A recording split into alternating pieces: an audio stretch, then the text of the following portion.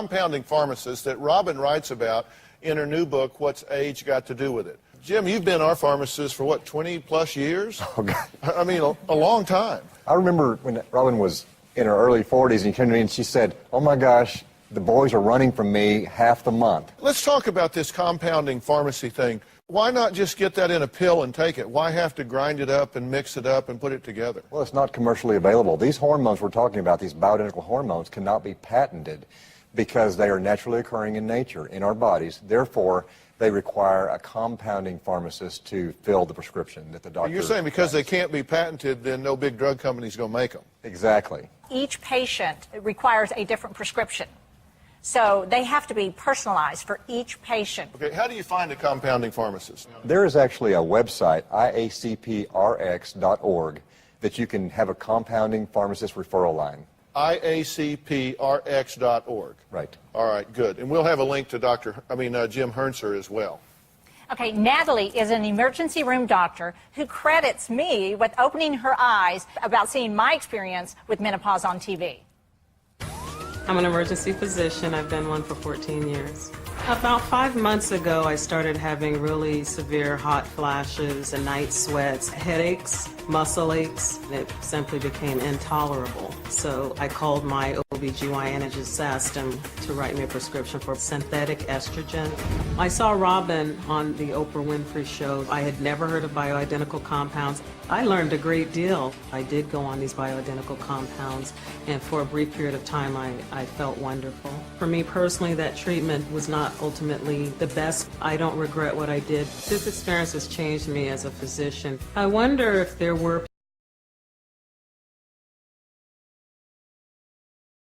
it was just depression. Maybe more could have been done in asking more questions, and perhaps their treatment should have been hormone treatment rather than antidepressant drugs. Now I will ask the right questions. So, doctor, it's wrong to assume that every doctor is up to speed on everything that is going on within a person at a given time, correct? Absolutely. Medicine, in my opinion, is continuous. You're always learning. I'm a perfect example of not knowing. I'd never heard of bioidentical compounds. I'd never heard of a compounding pharmacy. It was a total different language to me. All right. And so at this point, if you see someone that's showing this symptom complex or some other symptomatology that includes some of these, it might be hormonal, it might be depression, it could be a lot of different things, but you would include this in your discussion with the patient as a possible treatment strategy. What this will do is allow me to ask more questions to go a little bit further other than just calling in the mental health specialists and treating them for depression, that maybe their treatment may in fact be hormonal rather than antidepressant. And I know you tried synthetic hormones and had some adverse reaction to that. You didn't really like. Well, I only took it for a week. What happened is I got the prescription, and then I came home the same day when I turned in the prescription and saw the show with Oprah and you. And this is a classic example of how a doctor can actually learn from someone who's a patient who's not in a medical profession, because I learned from you. And so I didn't have a bad outcome, but I took the estrogen until my bioidentical compounds came in. Because I had to get rid of the hot flashes. It was intolerable. So I took it for a week, and then I started on the bioidenticals. That's when I felt fantastic. And I really did not want to stop, but I had some adverse side effects. I think that my doctors weren't as informed about some of the side effects of the medication, and that's where my ball dropped. Well, I know that you're still struggling to feel like your old self again, so I am offering to take you to the Hall Center for an appointment with Dr. Prudence Hall. Next, we're going to meet a woman who ignored her health symptoms and almost lost her life in the process. We'll be right back.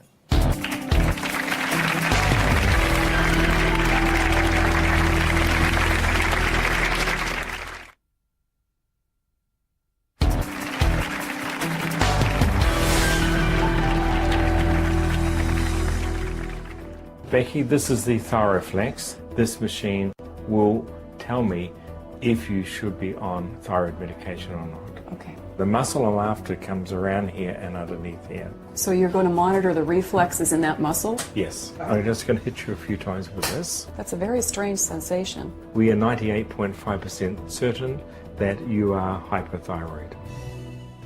Well, that was our guest, Becky, getting her thyroid tested using the ThyroFlex machine at the Hall Center.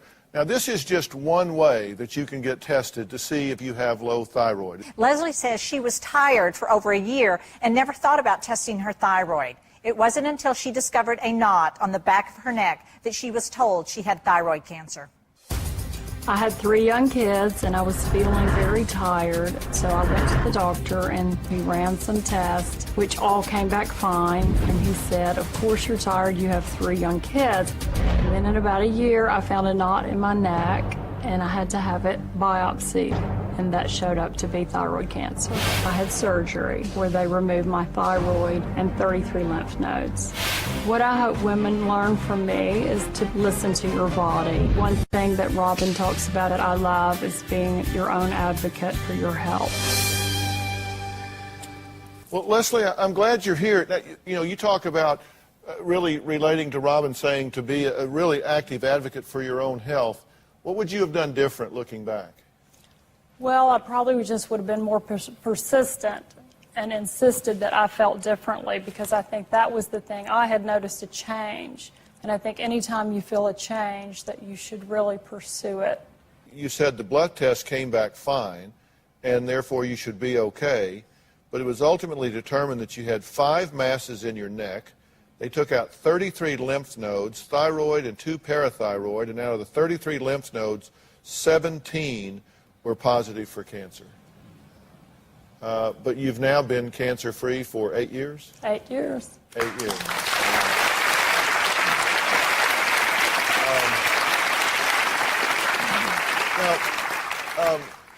Dr. Leibowitz, this test that we were showing, the tape piece, that seems illogical to me that something like that could work, but I've had it done, and so I'm confident that it is. But that's just part of the overall workup that needs to be done. That's not some magic bullet. That's right. I use that as one tool. The reflexes are affected very much by our thyroid hormone levels, not just the levels in our blood, but actually how the thyroid works at the cellular level. In my book, I talk a lot about some of the things women can do for themselves to feel more comfortable when suffering from menopausal symptoms. I recommend every woman own a pair of lightweight pajamas just in case a hot flash or a night sweat happens suddenly. Everyone here today is going home with a pair of PJ Harlow pajamas because I love them. She lives in these things. I do. swear she does. I mean, she's not just saying it. She really does. I love them. I love coming to the studio because I get to see something different. No, they're really fun. Now, one of Robin's favorite things that she had on hand when having a hot flash that Jordan talked about was the mini fan. She would whip it out and cool herself down. So everybody in the audience is going to go home with this. It's really a lot of fun.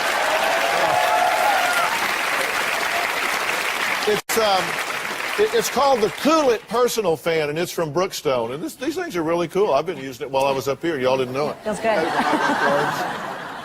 You got to cool a head like this. It comes in handy. I also think it's important that women get a restful night's sleep. So part of my bedtime routine is to have a nice cup of hot tea before heading off to sleep. So everyone here is getting a box of Celestial Seasonings New Vanilla Sleepy Time Tea. This is from their best-selling Sleepy Time tea line. Now, also, and I've admitted we're a huge fan of Jim Hernser. He's the compounding pharmacist, and he's sending everyone in the audience home with a DVD all about bioidentical hormones and thyroid balance. So this is something you really want to take a look at. We'll be right back.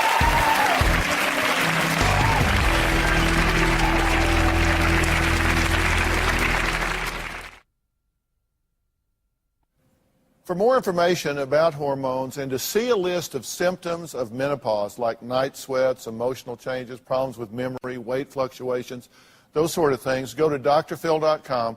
We're going to have lots of information there so you can kind of grade your own paper and see if this is something you need to ask about. I really want to thank all of my guests for being here today, including Dr. Prudence Hall, Dr. Howard Leibowitz, and compounding pharmacist Jim Hernser.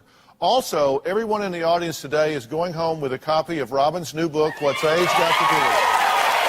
Thanks for being here. So long.